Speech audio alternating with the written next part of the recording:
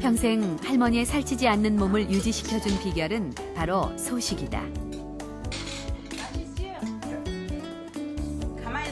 할머니는 더도 말고 덜도 말고 늘 반 공기 정도의 식사량을 꾸준히 유지해왔다.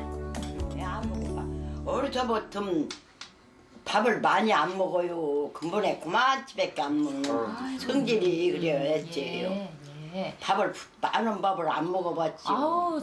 골다공증도 없고 뭐 신장도 좋으시고 혈압도 좋으시고 아무 저기가 없대요. 그러니까 의사 선생님이 뭐를 할머니 뭐를 드리냐고 그러시더래요. 그래서 소식을 하시고 뭐 잡수는 거 별로 없고 이렇게 저거 하다고 그랬대요. 그런 건 다 아주 건강하시다고. 할머니는 나물과 채소 위주의 반찬들을 좋아하시는데 이렇게 섬유소가 풍부한 음식은 그냥 삼킬 수 없기 때문에 여러 번 씹게 되고 그래서 식사 시간도 길어진다.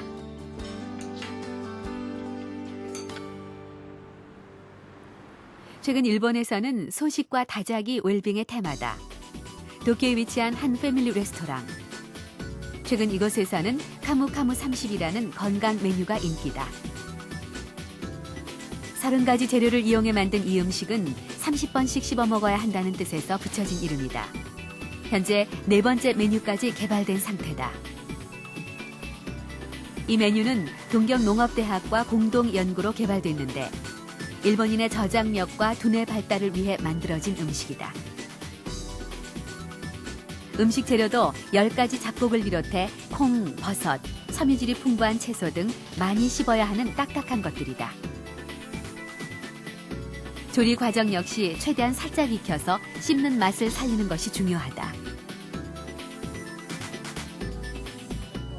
살짝 데쳐서 얼음물에 빨리 넣어야 씹을 때 아삭아삭 씹는 맛이 있죠.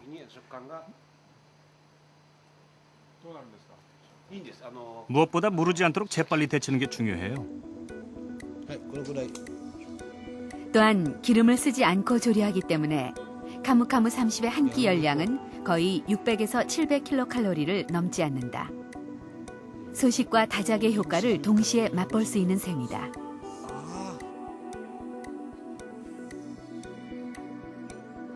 패스트푸드나 기름진 음식에 길들여진 젊은이들에게도 담백하고 씹는 맛이 강한 이 메뉴는 의외로 인기가 좋다.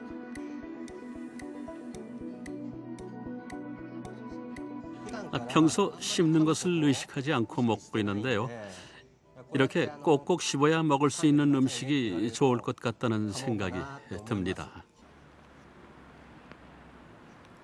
일본 내에서 씹기에 대한 관심은 이뿐만이 아니다. 도쿄 한 양로원의 체조 시간. 이곳에서는 아침 저녁으로 하루에 2번 건강 체조를 실시한다. 흥미로운 점은 씹기 트레이닝이라 불리는 치아 운동을 함께 한다는 것. 아래 위로 이를 부딪히는 동작을 반복하며 저장력을 기르는 운동이다.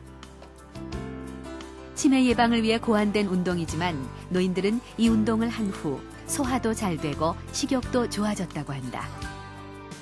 2년 동안 열심히 씹는 운동을 했죠. 껌 씹기 운동도 하고 현재 제 치아는 23개예요. 건강 카무카무 트레이닝은 직접 저장력을 증진하기 때문에 덤벨 체조와 함께 하면 큰 효과를 올릴 수 있습니다. 씹기, 즉 저작 운동은 음식의 소화 흡수력 증진과 뇌 활성화에 필요한 운동입니다. 실제로 고령자들의 치매를 예방하기 위해서도 저장력을 키우는 것이 필요합니다. 씹는 운동은 노인의 치매 예방에 어떤 영향을 미치는 것일까? 세이조 대학의 와타나베 교수는 씹는 기능이 기억력에 미치는 영향에 대해 한 가지 흥미로운 실험을 했다. 정상쥐와 어금니를 제거해 씹는 기능을 잃은 쥐에게 미로찾기 실험을 시행한 결과 어금니를 제거한 쥐는 인지력이 떨어져 한참을 헤맨 후에야 목표점에 도착했다. 나이가 들면 들수록 여러 기능들이 떨어지는데요. 구강 기능 역시 떨어지죠. 그런데 구강 기능에 의해 뇌에 들어오는 감각 정보들이 굉장히 많습니다. 그래서 노인의 경우 만일 구강 기능이 떨어지면 뇌의 신경 네트워크로 전달되는 정보량이 줄어들고 이것이 또 인지 능력의 저하를 초래합니다. 어금니를 제거한 쥐의 경우 미로찾기를 반복 학습해도 별 효과가 없었지만 어금니를 다시 복원해주자 미로를 찾는 속도가 조금씩 빨라지며 학습 능력이 개선되는 것을 확인할 수 있었다. 씹는 행동은 두뇌를 자극한다. 특히 기억력을 담당하는 해마의 혈류량을 증가시킨다. 그래서 씹는 운동을 통해 뇌에 자극을 주게 되면 노인의 뇌기능 증진에도 도움이 되는 것이다. 우리가 뭐를 씹어 먹을 때는 우선 미각이 작용합니다. 그 다음에 입안에 뜨겁고 차가운 거, 부드럽고 거친 거 이런 것들을 느낄 수 있는 촉각이 작용을 하고요. 그 다음에 이제 우리가 코를 막고 음식을 먹으면 음식 맛을 하나도 알 수가 없어요. 그래서 후각도 작용을 하고 있는 거고요. 그 다음에 씹는 과정 중에 그 소리가 이를 통해서 이 뼈를 통해서 귀로 전해집니다. 그래서 우리가 무의식적으로 청각작용도 작용을 하는 거거든요. 그래서 최소한 4개의 감각작용이 작용을 하는 겁니다. 그러니까 그 과정 중에 우리가 씹는 과정 중에 뇌가 활성화될 수가 있고 또 정서적으로 굉장히 발달이 될 수가 있을 것 같아요. 그래서 오래 씹는 것은 여러 가지로 건강에 도움이 되리라고 생각합니다. 그렇다면 소식 다작, 즉 많이 씹고 적게 먹는 식습관 어떻게 지키면 될까요? 먼저 식사 시간은 최소 20분 이상을 유지하고 입안의 음식은 20번 이상 씹도록 노력해야 합니다.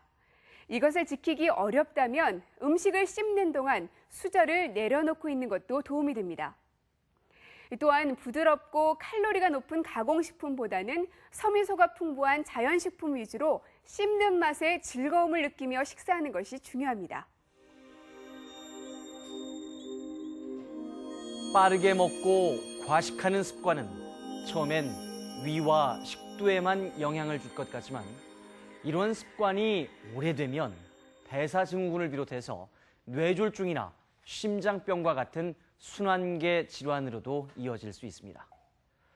올바른 식습관을 유지하는 것, 우리의 건강을 지키는 파수꾼이나 다름없습니다.